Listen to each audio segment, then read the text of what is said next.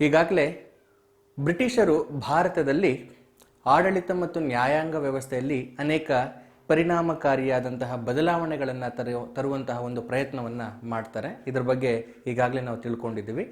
ಮುಂದೆ ಬ್ರಿಟಿಷರು ಭಾರತದಲ್ಲಿ ಜಾರಿಗೆ ತಂದಂತಹ ಭೂಕಂದಾಯ ನೀತಿಗಳ ಬಗ್ಗೆ ತಿಳಿದುಕೊಳ್ಳೋಣ. ಇಲ್ಲಿ ಭೂಕಂದಾಯ ನೀತಿಗಳನ್ನು ಜಾರಿಗೆ ತರಲು ಪ್ರಮುಖವಾದಂತಹ ಕಾರಣಗಳೇನೆಂದರೆ, ಬ್ರಿಟಿಷ್ ಈಸ್ಟ್ ಇಂಡಿಯಾ ಕಂಪನಿ ಮತ್ತು ಬ್ರಿಟಿಷ್ ಸರ್ಕಾರದ ನಡುವೆ ಉಂಟಾದಂಥ ಒಂದು ಒಡಂಬಡಿಕೆ ಅಥವಾ ಅವರಿಬ್ಬರ ನಡುವೆ ನಡೆದಂಥ ಒಂದು ಅಗ್ರಿಮೆಂಟ್. ಏನದು ಅಗ್ರಿಮೆಂಟ್ ಅಂದರೆ, ಬ್ರಿಟಿಷ್ ಈಸ್ಟ್ ಇಂಡಿಯಾ ಕಂಪನಿಯು ಭಾರತದಿಂದ ವಾರ್ಷಿಕವಾಗಿ 4 ಲಕ್ಷ ಪೌಂಡ್ಗಳನ್ನು ಬ್ರಿಟಿಷ್ ಸರ್ಕಾರಕ್ಕೆ ನೀಡಬೇಕಾಗಿತ್ತು ತೆರಿಗೆಯ ರೂಪದಲ್ಲಿ. ಸೊ ಈ ಒಂದು ಒಪ್ಪಂದ ಮಾಡಿಕೊಂಡ ಕೂಡಲೇ ಬ್ರಿಟಿಷ್ ಈಸ್ಟ್ ಇಂಡಿಯಾ ಕಂಪನಿಗೆ ಭಾರತದಲ್ಲಿ ತನ್ನ ಆರ್ಥಿಕ ಸ್ಥಿತಿಗತಿಯ ಬಗ್ಗೆ ಗಮನವನ್ನು ಹರಿಸಬೇಕು ಅಂತ ಭಾವಿಸುತ್ತೆ. ಸೊ ಇದರಿಂದಾಗಿ ತನ್ನ ಭೂಕಂದಾಯ ನೀತಿಗಳಲ್ಲಿ ಅನೇಕ ಮಾರ್ಪಾಡುಗಳನ್ನು ಸಹ ಇದು ಮಾಡಿಕೊಳ್ಳುತ್ತೆ. ಯಾವ್ಯಾವ ರೀತಿಯಾದಂತಹ ಮಾರ್ಪಾಡುಗಳನ್ನು ಜಾರಿಗೆ ತಂದರು ಅನ್ನೋದನ್ನ ನೋಡೋಣ. ಮೊದಲನೇದಾಗಿ ಕಾಯಂ ಜಮೀನ್ದಾರಿ ಪದ್ಧತಿ. ಕಾಯಂ ಜಮೀನ್ದಾರಿ ಪದ್ಧತಿ ಆರ್ ಪರ್ಮನೆಂಟ್ ಸೆಟಲ್ಮೆಂಟ್. ಈ ಒಂದು ಸಿಸ್ಟಮ್ ಅನ್ನ ಅಥವಾ ಈ ಒಂದು ಪದ್ಧತಿಯನ್ನ ಜಾರಿಗೆ ತಂದವನು ಲಾರ್ಡ್ ಕಾರ್ನ್ವಾಲಿಸ್. ಭಾರತದ ಯಾವ ಭೂಭಾಗದಲ್ಲಿ ಈ ಒಂದು ಪದ್ಧತಿಯನ್ನ ಜಾರಿಗೆ ತಂದ ಅನ್ನೋದಾದ್ರೆ, ಬಂಗಾಳ ಮತ್ತು ಬಿಹಾರದ ಪ್ರಾಂತ್ಯಗಳಲ್ಲಿ ಈ ಒಂದು ಪದ್ಧತಿಯನ್ನ ಜಾರಿಗೆ ತರ್ತಾನೆ. ಅಂದ್ರೆ ಭಾರತದ ಪೂರ್ವ ಭಾಗದಲ್ಲಿ ಈ ಒಂದು ಪದ್ಧತಿಯನ್ನ ಜಾರಿಗೆ ತರ್ತಾನೆ. ಈ ಒಂದು ಪದ್ಧತಿಯನ್ನ ಜಾರಿಗೆ ತರುವಲ್ಲಿ ಬ್ರಿಟಿಷರು ಅನೇಕ ತಪ್ಪುಗಳನ್ನು ಸಹ ಮಾಡ್ತಾರೆ. ಇಲ್ಲಿ ಬ್ರಿಟಿಷರ ಉದ್ದೇಶ ಕೇವಲ ತೆರಿಗೆಯನ್ನ ಸಂಗ್ರಹಿಸುವುದಷ್ಟೇ ಆಗಿರುತ್ತೆ. ಸೊ ಇದಕ್ಕಾಗಿ ತೆರಿಗೆಯನ್ನ ಸಂಗ್ರಹಿಸಲು ಕೆಲವು ಅಧಿಕಾರಿಗಳನ್ನು ನೇಮಿಸಬೇಕು ಅಂತ ಭಾವಿಸಿ ಭಾರತೀಯರನ್ನೇ ಆಯ್ಕೆ ಮಾಡ್ಕೊಳ್ತಾರೆ. ಅವರಿಗೆ ಜಮೀನ್ದಾರ ಅನ್ನುವಂಥ ಒಂದು ಹೆಸರನ್ನ ಸಹ ಇಟ್ಬಿಡ್ತಾರೆ. ಅಂದ್ರೆ ಭಾರತೀಯ ಜಮೀನ್ದಾರುಗಳನ್ನ ಬ್ರಿಟಿಷರು ತೆರಿಗೆಯನ್ನ ವಸೂಲಿ ಮಾಡುವಂತಹ ಉದ್ದೇಶದಿಂದ ಬಂಗಾಳ ಮತ್ತು ಬಿಹಾರ ಪ್ರಾಂತ್ಯಗಳಲ್ಲಿ ನೇಮಿಸ್ತಾರೆ. ಈ ಒಂದು ಪದ್ಧತಿಯಲ್ಲಿ ರೈತರೇ ಭೂಮಿಯಲ್ಲಿ ಉಳುಮೆಯನ್ನ ಮಾಡುತ್ತಿದ್ದರೂ ಸಹ ಅಥವಾ ಕೂಲಿ ಕಾರ್ಮಿಕರೇ ಭೂಮಿಯಲ್ಲಿ ಕೆಲಸಗಳನ್ನು ಮಾಡುತ್ತಿದ್ದರೂ ಸಹ ಅದರ ಮಾಲೀಕತ್ವವು ಜಮೀನ್ದಾರನಿಗೆ ಸೇರಿತ್ತು. ಅಂದ್ರೆ ಜಮೀನ್ದಾರನೇ ಆ ಎಲ್ಲ ಭೂಮಿಗಳ ಮಾಲೀಕನಾಗಿದ್ದ. ಸೊ ಇಂತಹ ಒಂದು ಪದ್ಧತಿಯನ್ನ ಲಾರ್ಡ್ ಕಾರ್ನ್ವಾಲಿಸ್ ಜಾರಿಗೆ ತರ್ತಾನೆ. ಇಂಥ ಒಂದು ಪದ್ಧತಿಯಿಂದ ಕೇವಲ ಇಂಗ್ಲಿಷ್ ಈಸ್ಟ್ ಇಂಡಿಯಾ ಕಂಪನಿ ಮತ್ತು ಭೂಮಾಲೀಕರಿಗೆ ಮಾತ್ರ ಅನುಕೂಲ ಆಗ್ತಾ ಇತ್ತು, ಹೆಚ್ಚಿನ ಅನುಕೂಲ ಆಗ್ತಾ ಇತ್ತು. ಆದರೆ ಈ ಒಂದು ಪದ್ಧತಿಯಿಂದ ರೈತರು ಅನೇಕ ಬಗೆಯ ಶೋಷಣೆಗಳಿಗೆ ಒಳಗಾಗ್ತಾರೆ. ಎಂತಹ ಶೋಷಣೆ ಅಂದರೆ, ಅವರು ಬರಗಾಲದಲ್ಲೂ ಸಹ ಅಥವಾ ಅತಿವೃಷ್ಟಿಯಾದಂತಹ ಸಂದರ್ಭದಲ್ಲೂ ಸಹ, ಅಂದರೆ ಅತಿಯಾದಂತಹ ಮಳೆಯಾಗಿ ಪ್ರವಾಹ ಉಂಟಾದಾಗಲೂ ಸಹ ಅವರು ತಮಗೆ ವಿಧಿಸಿದ್ದಂತಹ ತೆರಿಗೆಯನ್ನು ನೀಡಲೇಬೇಕಾಗಿತ್ತು. ಬರಗಾಲ ಅಂದರೆ ಸರಿಯಾದ ಪ್ರಮಾಣದಲ್ಲಿ ಮಳೆನೇ ಆಗ್ತಾ ಇರಲಿಲ್ಲ. ಅಂತಹ ಸಮಯದಲ್ಲಿ ಬೆಳೆ ಬೆಳೆಯೋದಕ್ಕಂತೂ ಸಾಧ್ಯ ಇಲ್ಲ. ಆದರೂ ಸಹ ರೈತರು ತಮಗೆ ವಿಧಿಸಿದ್ದಂತಹ ಆ ಶುಲ್ಕ ಅಥವಾ ತೆರಿಗೆ ಏನಿದೆ ಅದನ್ನ ಜಮೀನ್ದಾರರಿಗೆ ನೀಡಲೇಬೇಕಾಗಿತ್ತು. ಇಲ್ಲಿ ಒಂದು ಅಂಶವನ್ನು ನಾವು ಗಮನಿಸಲೇಬೇಕು ವಿದ್ಯಾರ್ಥಿಗಳೇ. ಸರ್ಕಾರವು ರೈತರ ಮೇಲೆ ಎಷ್ಟು ಪ್ರಮಾಣದ ತೆರಿಗೆಯನ್ನು ವಿಧಿಸಿತ್ತೋ ಅದಕ್ಕಿಂತ ಹೆಚ್ಚಿನ ಪ್ರಮಾಣದ ತೆರಿಗೆಯನ್ನ ಜಮೀನ್ದಾರ ರೈತರಿಂದ ವಸೂಲಿ ಮಾಡ್ತಾ ಇದ್ದ. ಉದಾಹರಣೆಗೆ, ಒಬ್ಬ ರೈತನಿಂದ 100 ರೂಪಾಯಿಗಳಷ್ಟು ತೆರಿಗೆಯನ್ನ ಸರ್ಕಾರ ವಿಧಿಸಿದ್ರೆ ಈ ಜಮೀನ್ದಾರ ಏನ್ ಮಾಡ್ತಾ ಇದ್ದ, ಅವನಿಂದ 150 ರೂಪಾಯಿಗಳನ್ನ ಪಡ್ಕೊಳ್ತಾ ಇದ್ದ. 100 ರೂಪಾಯಿಯನ್ನ ಸರ್ಕಾರಕ್ಕೆ ಸಲ್ಲಿಸಿ ಉಳಿದಂತ 50 ರೂಪಾಯಿಯನ್ನ ತಾನಿಟ್ಟುಕೊಂಡು ಲಕ್ಸುರಿ ಲೈಫನ್ನು ಲೀಡ್ ಮಾಡ್ತಾ ಇದ್ದ. ಅಂತಹ ಒಂದು ವೈಭವೀಕರಣದ ಜೀವನವನ್ನು ಆತ ಮಾಡ್ತಾ ಇದ್ದ. ಸೊ ಹೀಗೆ ಈ ಒಂದು ಪದ್ಧತಿಯಿಂದ ಜಮೀನ್ದಾರನಿಗೆ ಅತ್ಯಧಿಕ ಲಾಭ ಉಂಟಾಗೋದಕ್ಕೆ ಶುರುವಾಯಿತು. ಒಂದು ವೇಳೆ ಜಮೀನ್ದಾರ ಸರ್ಕಾರ ವಿಧಿಸಿರುವಂತಹ ತೆರಿಗೆಯನ್ನ ರೈತರಿಂದ ಕಲೆಕ್ಟ್ ಮಾಡಿ ಅಥವಾ ಸಂಗ್ರಹಿಸಿ ಸರ್ಕಾರಕ್ಕೆ ಕೊಡಲಿಲ್ಲ ಅಂದ್ರೆ ಆ ಎಲ್ಲ ಜಮೀನು ಸರ್ಕಾರಕ್ಕೆ ಅಥವಾ ಇಂಗ್ಲಿಷ್ ಈಸ್ಟ್ ಇಂಡಿಯಾ ಕಂಪನಿಗೆ ಸೇರಿಕೊಳ್ಳುವ ಒಂದು ಭಯವಿತ್ತು. ಸೊ ಇದರಿಂದ ಜಮೀನ್ದಾರ ಏನ್ ಮಾಡ್ತಾ ಇದ್ದ, ರೈತರ ಮೇಲೆ ಶೋಷಣೆಯನ್ನ ಮಾಡಿ ದಬ್ಬಾಳಿಕೆಯನ್ನ ಮಾಡಿ ಅವರಿಂದ ತೆರಿಗೆಯನ್ನ ವಸೂಲಿ ಮಾಡ್ತಾ ಇದ್ದ. ಸೊ ವಿದ್ಯಾರ್ಥಿಗಳೇ, ಒಬ್ಬ ಇಂಗ್ಲಿಷ್ ಅಧಿಕಾರಿ ಹೇಳ್ತಾನೆ, ಭಾರತದ ರೈತರ ಸ್ಥಿತಿ ಹೇಗಿತ್ತು ಅಂದ್ರೆ, ಭಾರತದ ರೈತರು ಸಾಲದಲ್ಲಿಯೇ ಹುಟ್ಟಿ ಸಾಲದಲ್ಲಿಯೇ ಬೆಳೆದು ಸಾಲದಲ್ಲಿಯೇ ಸಾಯುತ್ತಾರೆ. ಇದು ಕೇವಲ ಒಬ್ಬ ರೈತಂದಲ್ಲ, ಒಬ್ಬ ರೈತನ ಸ್ಥಿತಿಗತಿ ಹೀಗಿತ್ತು ಅಂದರೆ ಅದು ಅವನ ನೆಕ್ಸ್ಟ್ ಜನರೇಷನ್ಗೂ ಸಹ ಕಂಟಿನ್ಯೂ ಆಗ್ತಾ ಇತ್ತು. ಹೀಗೆ ಭಾರತೀಯ ರೈತರು ಬಹಳವಾಗಿ ಹಿಂದುಳಿಯೋದಕ್ಕೆ ಈ ಒಂದು ಜಮೀನ್ದಾರಿ ಪದ್ಧತಿಗಳು ಸಹ ಪ್ರಮುಖವಾಗಿ ಕಾರಣ ಆಗ್ತವೆ. ವಿದ್ಯಾರ್ಥಿಗಳೇ, ಜಮೀನ್ದಾರಿ ಪದ್ಧತಿ ಈ ಒಂದು ಪದ್ಧತಿಯನ್ನ ತಿಳಿದುಕೊಂಡ ಮೇಲೆ ಬ್ರಿಟಿಷ್ ಸರ್ಕಾರವು ಅಂದರೆ ಬ್ರಿಟಿಷ್ ಈಸ್ಟ್ ಇಂಡಿಯಾ ಕಂಪನಿಯು ಭಾರತದ ಇನ್ನಿತರ ಭಾಗದಲ್ಲಿ ಸ್ಥಾಪಿಸಿದಂತಹ ಅಥವಾ ಅನುಷ್ಠಾನಕ್ಕೆ ತಂದಂತಹ ಇನ್ನಿತರ ಭೂಕಂದಾಯ ನೀತಿಗಳ ಬಗ್ಗೆ ತಿಳ್ಕೊಳ್ಳೋಣ. ಅದು ಮಹಲ್ವಾರಿ ಪದ್ಧತಿ.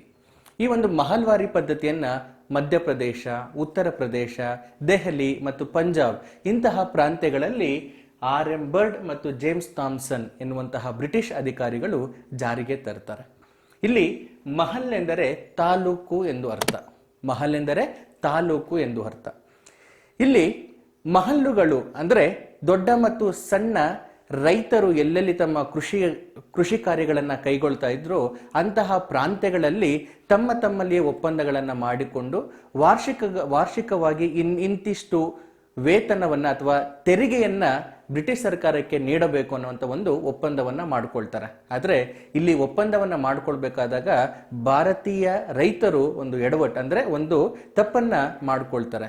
ಏನದು ತಪ್ಪು ಅಂದ್ರೆ, ವಾರ್ಷಿಕವಾಗಿ ತಾವು ಎಷ್ಟು ಉತ್ಪನ್ನವನ್ನ ಮಾಡ್ತಾ ಇದ್ರು ತಮ್ಮ ಕೃಷಿ ಭೂಮಿಯಲ್ಲಿ ಅದಕ್ಕಿಂತ ಹೆಚ್ಚಿನ ಪ್ರಮಾಣದ ತೆರಿಗೆಯನ್ನ ಬ್ರಿಟಿಷ್ ಸರ್ಕಾರಕ್ಕೆ ನೀಡಬೇಕು ಅನ್ನುವುದಕ್ಕೆ ಒಪ್ಕೊಂಡ್ಬಿಡ್ತಾರೆ. ಸೊ ಇದರಿಂದ ಏನಾಗುತ್ತೆ, ನಿಮ್ಗೆಲ್ಲ ಗೊತ್ತಿರೋ ಹಾಗೆ ಭಾರತದ ಕೃಷಿಯು ಹೆಚ್ಚಿನ ಮಟ್ಟದಲ್ಲಿ ಮಾನ್ಸೂನ್ ಮಾರುತಗಳನ್ನ ಅವಲಂಬಿಸಿರುತ್ತೆ. ಅಂದ್ರೆ ಸರಿಯಾದ ಪ್ರಮಾಣದಲ್ಲಿ ಮಳೆ ಉಂಟಾದಾಗ ಹೆಚ್ಚಿನ ಪ್ರಮಾಣದ ಬೆಳೆಯನ್ನು ನಾವು ನಿರೀಕ್ಷೆ ಮಾಡಬಹುದು. ಆದರೆ ನಮ್ಮ ಭಾರತದಲ್ಲಿ ಆ ರೀತಿ ಇಲ್ಲ. ಎಷ್ಟೋ ಬಾರಿ ಸರಿಯಾದ ಪ್ರಮಾಣದಲ್ಲಿ ಮಳೆ ಆಗೋದಿಲ್ಲ, ಕೆಲವು ವೇಳೆ ಅತಿ ಹೆಚ್ಚಿನ ಪ್ರಮಾಣದಲ್ಲಿ ಮಳೆ ಆಗುತ್ತೆ. ಸೊ ಈ ಒಂದು ನೈಸರ್ಗಿಕ ವಿಕೋಪಗಳಿಂದ ಏನಾಗುತ್ತೆ, ಈ ಒಂದು ಪ್ರಾಂತ್ಯಗಳಲ್ಲಿ ಸರಿಯಾದ ಬೆಳೆಯನ್ನು ಬೆಳೆಯೋದಕ್ಕೆ ಸಾಧ್ಯ ಆಗದೇ ಇಲ್ಲ. ಆದರೆ ಆ ಒಂದು ಒಪ್ಪಂದದ ಪ್ರಕಾರ ಸರಿಯಾದ ಪ್ರಮಾಣದಲ್ಲಿ ಅಥವಾ ನಿಗದಿತ ಸಮಯದಲ್ಲಿ ತೆರಿಗೆಯನ್ನ ನೀಡಲಿಲ್ಲ ಎಂದ್ರೆ, ತೆರಿಗೆಯನ್ನ ಸರ್ಕಾರಕ್ಕೆ ನೀಡಲಿಲ್ಲ ಅಂದ್ರೆ ಏನಾಗ್ತಾ ಇತ್ತು, ತಕ್ಷಣವೇ ಬ್ರಿಟಿಷ್ ಸರ್ಕಾರವು ಭಾರತದ ರೈತರ ಕೃಷಿ ಭೂಮಿಗಳೇನಿದೆ ಅದನ್ನ ವಾಪಸ್ ಪಡ್ಕೊಳ್ತಾ ಇದ್ರು. ವಿದ್ಯಾರ್ಥಿಗಳೇ, ಮಹಲ್ವಾರಿ ಪದ್ಧತಿಯಲ್ಲಿ ಅತಿ ಹೆಚ್ಚಿನ ಪ್ರಮಾಣದಲ್ಲಿ ನಷ್ಟಕ್ಕೆ ಒಳಗಾದವರು ಸಣ್ಣ ರೈತರು ಮತ್ತು ಕೂಲಿ ಕಾರ್ಮಿಕರು. ಹೀಗೆ ಇಂತಹ ಒಂದು ಮಹಲ್ವಾರಿ ಪದ್ಧತಿಯನ್ನ ಪಶ್ಚಿಮ ಭಾಗದಲ್ಲಿ ಆರ್.ಎಂ. ಬರ್ಡ್ ಮತ್ತು ಜೇಮ್ಸ್ ಥಾಮ್ಸನ್ ಎನ್ನುವಂತಹ ಬ್ರಿಟಿಷ್ ಅಧಿಕಾರಿಗಳು ಜಾರಿಗೆ ತರ್ತಾರೆ. ಮತ್ತೊಂದು ಭೂಕಂದಾಯ ನೀತಿ ಅಥವಾ ಭೂಕಂದಾಯ ಪದ್ಧತಿ ಅಂದರೆ ಅದು ರೈತವಾರಿ ಪದ್ಧತಿ. ಇದನ್ನು ನಾವು ಭಾರತದ ದಕ್ಷಿಣ ಭಾಗದೆಡೆ ಕಾಣಬಹುದು. ಈ ಒಂದು ಪದ್ಧತಿಯನ್ನ ಪ್ರಾಯೋಗಿಕವಾಗಿ ಮೊದಲು ಜಾರಿಗೆ ತಂದವನು ಅಲೆಕ್ಸಾಂಡರ್ ರೀಡ್. ಮುಂದೆ ಇದೇ ಒಂದು ಪದ್ಧತಿಯನ್ನ ಕಂಟಿನ್ಯೂ ಮಾಡ್ಕೊಂಡು ಹೋಗೋನು ಥಾಮಸ್ ಮನ್ರೋ ಅನ್ನುವಂತಹ ಬ್ರಿಟಿಷ್ ಅಧಿಕಾರಿ. ಬ್ರಿಟಿಷ್ ಅಧಿಕಾರಿಗಳ ಪ್ರಕಾರ ರೈತವಾರಿ ಪದ್ಧತಿ ಅನ್ನೋದು ರೈತರಿಗೆ ಬಹಳ ಸಹಾಯವಾಗಲು ಜಾರಿಗೆ ತಂದಂತಹ ಪದ್ಧತಿಯೇ ಆಗಿತ್ತು. ಅವರ ಪ್ರಕಾರ 30 ವರ್ಷಗಳವರೆಗೆ ಅಂದರೆ ರೈತವಾರಿ ಪದ್ಧತಿಯನ್ನ ಜಾರಿಗೆ ತಂದು 30 ವರ್ಷಗಳವರೆಗೆ ಅವರ ವಾರ್ಷಿಕ ಉತ್ಪನ್ನ ಏನಿದೆ ಅದರಲ್ಲಿ 50% ತೆರಿಗೆಯ ರೂಪದಲ್ಲಿ ಬ್ರಿಟಿಷ್ ಸರ್ಕಾರಕ್ಕೆ ನೀಡಬೇಕಾಗಿತ್ತು. ಇಲ್ಲಿ ಉಳುವವನೇ ಭೂಮಿಯ ಒಡೆಯ ಅನ್ನುವಂಥ ಒಂದು ನಿಯಮವನ್ನು ಸಹ ಜಾರಿಗೆ ತರ್ತಾರೆ. ಅಂದರೆ ರೈತರು ಯಾವ ಭೂಮಿಯಲ್ಲಿ ಉಳುಮೆಯನ್ನು ಮಾಡ್ತಾ ಇದ್ದಾರೆ ಆ ಒಂದು ಭೂಭಾಗಕ್ಕೆ ಅವರೇ ಒಡೆಯರು, ಓನರ್ಶಿಪ್ ಅನ್ನೋದು ಸಿಕ್ಬಿಡುತ್ತೆ. ಆದರೆ ಈ ಒಂದು ನಿಯಮವನ್ನು ನೀವು ಮಹಲ್ವಾರಿ ಪದ್ಧತಿ ಆಗಿರಬಹುದು ಅಥವಾ ಜಮೀನ್ದಾರಿ ಪದ್ಧತಿ ಆಗಿರ್ಬೋದು, ಎರಡು ಪದ್ಧತಿಯಲ್ಲಿ ಕಾಣೋದಕ್ಕೆ ಸಾಧ್ಯ ಇಲ್ಲ. ಇಲ್ಲಿ ಭೂಮಾಲೀಕತ್ವದ ಹಕ್ಕನ್ನ ರೈತವಾರಿ ಪದ್ಧತಿಯಲ್ಲಿ ಮಾತ್ರ ನಾವು ನೋಡಬಹುದು. ಇದು ಕೇವಲ ದೊಡ್ಡ ರೈತರಿಗೆ ಮಾತ್ರವಲ್ಲ, ಸಣ್ಣ ರೈತರಿಗೂ ಸಹ ಈ ಒಂದು ನಿಯಮ ಅನ್ವಯ ಆಗ್ತಾ ಇತ್ತು. ಆದರೆ ಇಲ್ಲೂ ಸಹ ಒಂದು ತೊಡಕಿತ್ತು. ಏನದು, ರೈತರು ಎಷ್ಟು ಉತ್ಪನ್ನ ಮಾಡ್ತಾ ಇದ್ರು ಅದಕ್ಕಿಂತ ಹೆಚ್ಚಿನ ಪ್ರಮಾಣದ ತೆರಿಗೆಯನ್ನು ಬ್ರಿಟಿಷ್ ಸರ್ಕಾರ ನಿರೀಕ್ಷೆ ಮಾಡಿತ್ತು. ಕೊಡಲೇಬೇಕು ಅಂತ ಅವ್ರ ಮೇಲೆ ಒಂದು ಒತ್ತಡವನ್ನ ಹಾಕಿತ್ತು. ನಿಮಗೆಲ್ಲ ಮೊದಲೇ ಗೊತ್ತಿರೋ ಹಾಗೆ ಕೆಲವು ಬಾರಿ ನೈಸರ್ಗಿಕ ವಿಕೋಪಗಳಿಂದಾಗಿ ಬೆಳೆದಂತಹ ಬೆಳೆಗಳು ನಷ್ಟ ಆಗುತ್ತೆ. ಅಂತಹ ಸಂದರ್ಭದಲ್ಲೂ ಸಹ ಬ್ರಿಟಿಷ್ ಸರ್ಕಾರವು ಯಾವುದೇ ರೀತಿಯಾದಂತಹ ಕರುಣೆಯನ್ನು ತೋರ್ತಾ ಇರಲಿಲ್ಲ.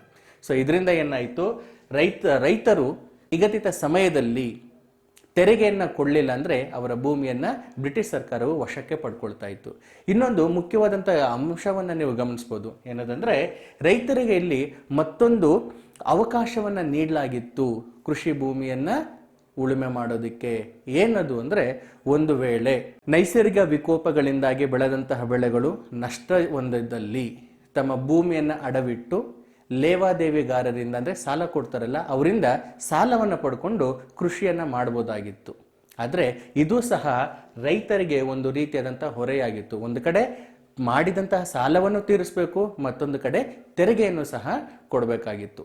ಆದರೆ ಬ್ರಿಟಿಷ್ ಸರ್ಕಾರದ ಪ್ರಕಾರ ಇದು ರೈತರಿಗೆ ಸಹಾಯಕಾರಿಯಾದಂತಹ ಪದ್ಧತಿ. ಆದರೆ ಇಲ್ಲೂ ಸಹ ರೈತರಿಗೆ ಶೋಷಣೆ ಅನ್ನುವುದು ಇತ್ತು. ಸೊ ಹೀಗೆ ಬ್ರಿಟಿಷ್ ಸರ್ಕಾರವು ಅಂದರೆ ಬ್ರಿಟಿಷ್ ಈಸ್ಟ್ ಇಂಡಿಯಾ ಕಂಪನಿಯು ತನ್ನ ಆರ್ಥಿಕ ಭದ್ರತೆಗಾಗಿ ಭಾರತದಲ್ಲಿ ಅನೇಕ ರೀತಿಯಾದಂತಹ ಭೂಕಂದಾಯ ನೀತಿಗಳನ್ನು ಜಾರಿಗೆ ತಂತು. ಅದುವೇ ಜಮೀನ್ದಾರಿ ಪದ್ಧತಿ, ಮಹಲ್ವಾರಿ ಪದ್ಧತಿ ಮತ್ತು ರೈತವಾರಿ ಪದ್ಧತಿ. ಸೊ ಈಗ ಈ ಎಲ್ಲ ಪದ್ಧತಿಗಳಿಂದ ಭಾರತದಲ್ಲಿ ಉಂಟಾದಂತಹ ಪರಿಣಾಮಗಳೇನು ಅದ್ರ ಬಗ್ಗೆ ಈಗ ತಿಳ್ಕೊಳ್ಳೋಣ. ಬ್ರಿಟಿಷರು ಭಾರತದಲ್ಲಿ ತಂದಂತಹ ಭೂಕಂದಾಯ ನೀತಿಗಳ ಬಗ್ಗೆ ತಿಳ್ಕೊಂಡ್ವಿ. ಅಂದರೆ ಭಾರತದ ವಿವಿಧ ಭಾಗಗಳಲ್ಲಿ ಅವರು ಜಾರಿಗೆ ತಂದಂತಹ ಭೂಕಂದಾಯ ನೀತಿಗಳು ಅಥವಾ ಪದ್ಧತಿಗಳ ಬಗ್ಗೆ ತಿಳ್ಕೊಂಡ್ವಿ. ಈ ಎಲ್ಲ ಪದ್ಧತಿಗಳು ಭಾರತದಲ್ಲಿ ಜಾರಿಗೆ ತಂದ ನಂತರ ನಮ್ಮಲ್ಲಿ ಉಂಟಾದಂತಹ ಪರಿಣಾಮಗಳೇನು, ಬದಲಾವಣೆಗಳೇನು ಅದರ ಬಗ್ಗೆ ಈಗ ತಿಳ್ಕೊಳ್ಳೋಣ. ಈ ಒಂದು ಭೂಕಂದಾಯ ನೀತಿಯಿಂದಾಗಿ ಉಂಟಾದಂತಹ ಮೊದಲನೆಯ ಅತ್ಯಂತ ಪ್ರಬಲ ಪರಿಣಾಮವೇನೆಂದರೆ ಜಮೀನ್ದಾರಿ ವರ್ಗದ ಸೃಷ್ಟಿ. ಈ ಜಮೀನ್ದಾರಿ ವರ್ಗದ ಮೂಲ ಕೆಲಸ ಏನಾಗಿತ್ತು ಅಂದರೆ ರೈತರನ್ನ ಶೋಷಿಸುವುದು. ವಿವಿಧ ಬಗೆಯ ತೆರಿಗೆಗಳು ಸರ್ಕಾರ ರೈತರ ಮೇಲೆ ಹಾಕ್ತಾ ಇದ್ರೆ ಅದನ್ನ ವಸೂಲಿ ಮಾಡುವಂತಹ ಕೆಲಸ ಜಮೀನ್ದಾರರು ಮಾಡ್ತಾ ಇದ್ರು. ಈ ಒಂದು ನಿಟ್ಟಿನಲ್ಲಿ ಅವರು ರೈತರ ಮೇಲೆ ಯಾವುದೇ ರೀತಿಯಾದಂಥ ಕರುಣೆಯನ್ನು ತೋರಿಸದೆ ಅವರ ಮೇಲೆ ಶೋಷಣೆಯನ್ನ ಮಾಡ್ತಾ ಇದ್ರು. ಎರಡನೇದಾಗಿ, ಜಮೀನ್ದಾರರ ಈ ಒಂದು ಕೃತ್ಯದಿಂದಾಗಿ ರೈತರು, ಸಣ್ಣ ಮತ್ತು ದೊಡ್ಡ ಪ್ರಮಾಣದ ರೈತರು, ಅದರ ಜೊತೆಗೆ ಕೂಲಿ ಕಾರ್ಮಿಕರು ಬಹಳ ಶೋಷಣೆಗೆ ಒಳಗಾಗ್ತಾರೆ. ಪ್ರತಿನಿತ್ಯ ಜಮೀನಿನಲ್ಲಿ ದುಡಿಯುವಂಥದ್ದು, ಅವರು ವಿಧಿಸಿದಂತಹ ತೆರಿಗೆಯನ್ನು ನೀಡುವಂಥದ್ದು, ಕೊಡದೇ ಇದ್ದಲ್ಲಿ ಅವರು ನೀಡ್ತಾ ಇದ್ದಂತಹ ಶಿಕ್ಷೆಯನ್ನು ಅನುಭವಿಸುವಂಥದ್ದು. ಸೊ ಹೀಗೆ ಎಷ್ಟೋ ಬಾರಿ ತಮ್ಮ ಜಮೀನನ್ನು ಸಹ ಕಳ್ಕೊಳ್ತಾ ಇದ್ರು. ಹೀಗೆ ಅನೇಕ ಶೋಷಣೆಗಳಿಗೆ ರೈತರು ಒಳಗಾಗ್ತಾರೆ. ಈ ಒಂದು ಕಂದಾಯದ ನೀತಿಯ ಪರಿಣಾಮವಾಗಿ ಏನಾಯಿತು, ಭೂಮಿಯು ಮಾರಾಟದ ವಸ್ತುವಾಯಿತು. ಅಂದರೆ ರೈತರಿಗೆ ಯಾವಾಗ ತೆರಿಗೆಯನ್ನು ನೀಡೋದಕ್ಕೆ ಸಾಧ್ಯವಾಗ್ತಾ ಇರಲಿಲ್ವೋ ಆಗ ಅವ್ರು ಏನು ಮಾಡ್ತಾ ಇದ್ರು, ತಮ್ಮಲ್ಲಿದ್ದಂತಹ ಜಮೀನನ್ನ ಅಡವಿಟ್ಟು ಸಾಲವನ್ನು ಪಡ್ಕೊಂಡು ಅದನ್ನ ತೆರಿಗೆ ರೂಪದಲ್ಲಿ ಕೊಡ್ತಾ ಇದ್ರು. ಎಷ್ಟೋ ಬಾರಿ ತಮ್ಮ ಜಮೀನನ್ನ ಮಾರಾಟಕ್ಕಿಟ್ಟು, ಅಂದ್ರೆ ಸಂಪೂರ್ಣವಾಗಿ ಮಾರಾಟ ಮಾಡಿ ಬಂದಂತ ಹಣದಿಂದ ತೆರಿಗೆಯನ್ನ ಕಟ್ತಾ ಇದ್ರು. ಸೊ ಈ ರೀತಿಯಾಗಿ ಭೂಮಿಯು ಮಾರಾಟದ ವಸ್ತುವಾಯಿತು. ಇದು ಸಹ ಒಂದು ಪ್ರಬಲವಾದಂತಹ ಪರಿಣಾಮ ಅಂತಾನೆ ಹೇಳ್ಬಹುದು. ಜಮೀನ್ದಾರರು ಅಂದ್ರೆ ಜಮೀನ್ದಾರರಿಗೂ ಸಹ ಕೆಲವೊಂದು ಪದ್ಧತಿಗಳಲ್ಲಿ ಒತ್ತಡ ಇತ್ತು. ಉದಾಹರಣೆಗೆ ಹೇಳೋದಾದ್ರೆ ಜಮೀನ್ದಾರಿ ಪದ್ಧತಿ ಮತ್ತು ಮಹಲ್ವಾರಿ ಪದ್ಧತಿಗಳಲ್ಲಿ ಜಮೀನ್ದಾರರ ಮೇಲೂ ಸಹ ಒತ್ತಡ ಇತ್ತು. ಅಂದ್ರೆ ವಾರ್ಷಿಕವಾಗಿ ಇಂತಿಷ್ಟು ಮೊತ್ತವನ್ನ ರೈತರಿಂದ ತೆರಿಗೆ ರೂಪದಲ್ಲಿ ಸಂಗ್ರಹಿಸಿ ಸರ್ಕಾರಕ್ಕೆ ನೀಡಬೇಕು ಅನ್ನುವಂಥ ಒಂದು ಒತ್ತಡ ಇತ್ತು. ಆದರೆ ಎಷ್ಟೋ ಬಾರಿ ಜಮೀನ್ದಾರರು ಸಹ ಈ ಒಂದು ಕಾರ್ಯದಲ್ಲಿ ವಿಫಲರಾಗ್ತಾ ಇದ್ರು. ಅಂತಹ ಸಮಯದಲ್ಲಿ ಏನ್ ಮಾಡ್ತಾ ಇದ್ರು, ತಮ್ಮಲ್ಲಿದ್ದಂತಹ ಜಮೀನನ್ನ ಪರಬಾರೆ ಮಾಡಿ ಅಂದ್ರೆ ಮಾರಾಟ ಮಾಡಿ ಅವರು ಸಹ ಬ್ರಿಟಿಷ್ ಸರ್ಕಾರಕ್ಕೆ ತೆರಿಗೆಯನ್ನ ಕಟ್ತಾ ಇದ್ರು. ಕೃಷಿಯ ವಾಣಿಜ್ಯೀಕರಣ ಅಂದ್ರೆ ಕಮರ್ಷಿಯಲ್ ಪರ್ಪಸ್ ಆಗಿ ಕೃಷಿಯನ್ನ ನೋಡೋದಕ್ಕೆ ಶುರು ಮಾಡಿದ್ರು. ಅದಕ್ಕೆ ಮೊದಲು ಕೇವಲ ಆಹಾರ ಬೆಳೆಗಳನ್ನ ಮಾತ್ರ ಬೆಳೀತಾ ಇದ್ರು. ಯಾವಾಗ ಬ್ರಿಟಿಷ್ ಸರ್ಕಾರ ಈ ಒಂದು ಪದ್ಧತಿಗಳನ್ನ ಭಾರತದಲ್ಲಿ ಜಾರಿಗೆ ತಂತು ಆಗ ಕೃಷಿಯಲ್ಲಿ ವಾಣಿಜ್ಯ ಬೆಳೆಗಳನ್ನು ಸಹ ಬೆಳೆಯೋದಕ್ಕೆ ಶುರು ಮಾಡಿದ್ರು. ಆದರೆ ಈ ಒಂದು ವಾಣಿಜ್ಯ ಬೆಳೆಯಿಂದ ಭಾರತಕ್ಕೆ ಯಾವುದೇ ರೀತಿಯಾದಂಥ ಪ್ರಯೋಜನ ಆಗ್ತಾ ಇರಲಿಲ್ಲ.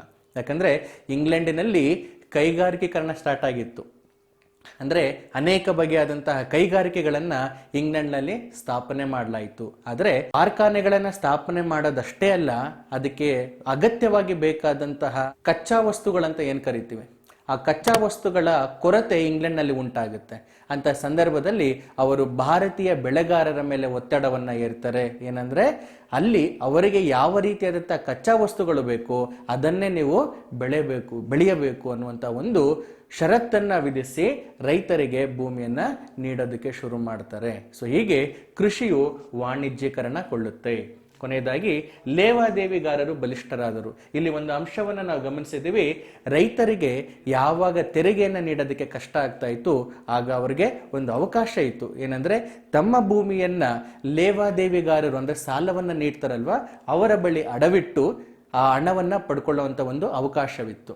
ಸೊ ಹೀಗೆ ಲೇವಾದೇವಿಗಾರರು ಬಹಳಷ್ಟು ಸಣ್ಣ ಪ್ರಮಾಣದ ರೈತರಿಂದ ಅತ್ಯಂತ ಕಡಿಮೆ ಬೆಲೆಗೆ ಜಮೀನನ್ನು ಪಡೆದುಕೊಂಡು ಬಲಿಷ್ಠರಾಗೋದಕ್ಕೆ ಶುರುವಾಗ್ತಾರೆ. ಸೊ ಇದಿಷ್ಟು ಕಂದಾಯ ನೀತಿಯ ಪರಿಣಾಮಗಳು, ಬ್ರಿಟಿಷ್ ಕಂದಾಯ ನೀತಿಯ ಪರಿಣಾಮಗಳು. ನಾವು ಮಾಡ್ತಾ ಇರೋ ವಿಡಿಯೋಗಳು ನಿಮ್ಗೆ ಇಷ್ಟ ಆಗಿದ್ದಲ್ಲಿ ಲೈಕ್ ಮಾಡಿ, ಶೇರ್ ಮಾಡಿ, ಸಬ್ಸ್ಕ್ರೈಬ್ ಮಾಡಿ. ಪಕ್ಕದಲ್ಲಿರೋ ಬೆಲ್ ಐಕನ್ ಅನ್ನ ಕ್ಲಿಕ್ ಮಾಡಿದ್ರೆ ನಾವು ಮಾಡೋ ವಿಡಿಯೋಗಳ ನೋಟಿಫಿಕೇಶನ್ ನಿಮಗೆ ಮೊದಲು ಬರ್ತದೆ. ಯಾವುದೇ ರೀತಿ ಸಂದೇಹಗಳಿದ್ರೆ ಕಮೆಂಟ್ ಸೆಕ್ಷನ್ ಅಲ್ಲಿ ತಿಳಿಸಿ. ಹಾಗೆ ಈ ತರಗತಿಗಳು ಹೆಚ್ಚಿನ ವಿದ್ಯಾರ್ಥಿಗಳಿಗೆ ತಲುಪುವಂತೆ ಶೇರ್ ಮಾಡಿ.